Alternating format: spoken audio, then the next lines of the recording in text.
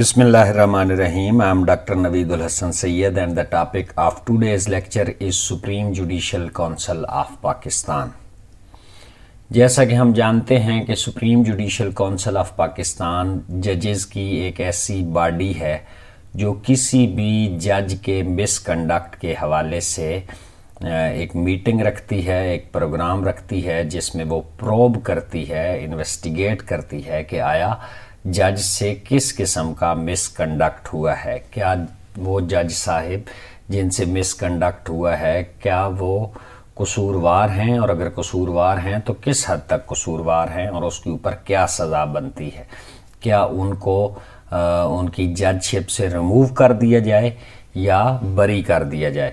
Constitution of 1973 کے article 209 کے مطابق یہ پروویژن ہے کہ ایک ججز کی ایک باڈی ہوگی جس کو یہ پاور حاصل ہوگی to hear cases of misconduct against ججز۔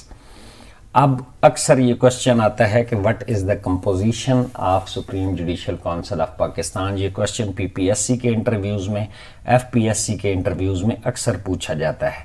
تو simple answer of this question is کہ there are 5 members of supreme judicial council of Pakistan. 5 کون سے اس کے ممبرز ہوتے ہیں؟ Chief justice of supreme court of Pakistan جو کہ اس کونسل کے چیئرمین کے طور پہ اپنا کردار ادا کرتے ہیں۔ ان کے بعد 2 موسٹ سینئر ججز of supreme court next to chief justice of Pakistan, یعنی چیف جسٹس ڈیفینیٹ سی بات ہے کہ chief justice of supreme court of Pakistan وہ سب سے سینئر ترین جج ہوتے ہیں، وہ تو ممبر ہو گئے۔ اب ان کے بعد 2 موسٹ سینئر ججز جو سپریم کورٹ کے ہوں گے وہ بھی اس کونسل کے ممبر ہوں گے۔ نیکسٹ 2 کون سے ہیں جو ملا کے کمپرائز کر کے 5 بن جائیں گے؟ تو 2 most senior chief justices of the high courts. ہمیں پتہ ہے کہ 5 ہائی کورٹس ہیں پاکستان کے اندر including Islamabad and 4 high courts in the provincial headquarters of all 4 provinces of Pakistan. تو یہ 2 موسٹ سینئر چیف جسٹس بھی اس کے ممبر ہوں گے۔ تو اس طریقے سے یہ کل ملا کے 5 ممبرز ہوتے ہیں۔ where the council is investigating a member of the council, she is replaced by the next most senior judge. What does it mean? It means کہ اگر کسی جج کے خلاف انویسٹیگیشن ہو رہی ہو، اس کے حوالے سے کیس کو پروب کیا جا رہا ہو کسی ایک جج کے خلاف، تو پھر وہ جج کسی بھی صورت میں، یہ لاجیکل سی بات ہے، وہ اس کونسل کے ممبر نہیں ہو سکتے کیونکہ ان کے خلاف تو انکوائری ہو رہی ہے، ان کے خلاف تو انویسٹیگیشن ہو رہی ہے۔ تو پھر ان کی جگہ پہ ان کے بعد اگر وہ سینئر جج ہیں جن کے خلاف انویسٹیگیشن ہو رہی ہے تو ان کے بعد جو موسٹ سینئر جج ہوں گے وہ اس کونسل کے ممبر بن جائیں گے۔ سپریم کورٹ میں بھی یہی اپلائی ہوگا اور ہائی کورٹ کے حوالے سے بھی، اگر ہائی کورٹ میں سے بندہ لینا ہو، جج صاحب کو ممبر بنانا ہو تو وہ جس کے ایکیوزڈ جج جو ہوں گے جن کے اوپر الزام ہے ان کے بعد جو موسٹ سینئر جج ہوں گے وہ اس کے ممبر بن جائیں گے۔ تو سمپلی مختصراً 5 ممبرز ہوتے ہیں، ایک chief justice of supreme court of Pakistan, 2 senior most ججز of supreme court of Pakistan next to chief justice of Pakistan and the 2 most senior chief justices of the high courts. Next ہے جی what are the powers of Supreme Judicial Council of Pakistan۔ یہ بھی question mostly پوچھا جاتا ہے، even اس question میں پھر counter question اور secondary questions بھی کیے جاتے ہیں۔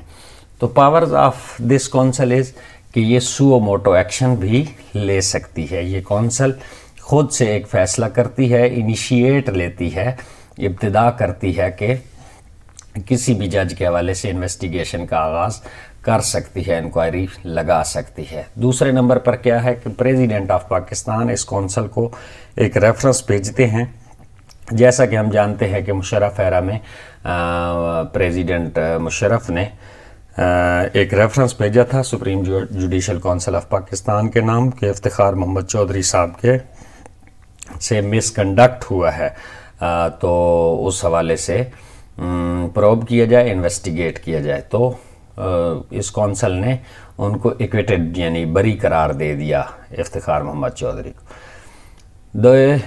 اچھا نیکسٹ پوائنٹ یہ ہے کہ they only report to president of Pakistan for the findings. Here this is very important point کہ ججز کو ریموو کرنے کا، ججز کو بری کرنے کا یا ججز کو ڈسمس کرنے کا یا کوئی بھی ڈیسیژن یا سزا دینے کا اختیار وہ پریزیڈنٹ آف پاکستان کے پاس ہے، نہ کہ اس کونسل کے پاس. کونسل صرف ریکمنڈیشنز دیتی ہے.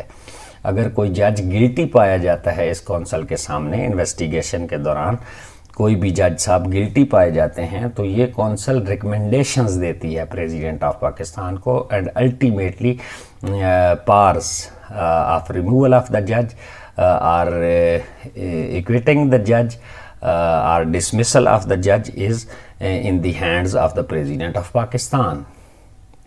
نیکسٹ جی، یہ میں نے کچھ ایگزامپلز ایک سلائیڈ میں دی ہیں، ان کو توجہ سے ریڈ کر لیں. یہ کیس سٹڈیز ہیں. افتخار چودھری صاحب کا میں نے ذکر کر دیا. شوکت عزیز صدیقی صاحب والا کیس بڑا امپورٹنٹ اور بڑا مشہور تھا جب انہوں نے ملٹری اور پاکستانی ایجنسیز کے خلاف تقریر کی تو پریزیڈنٹ آف پاکستان نے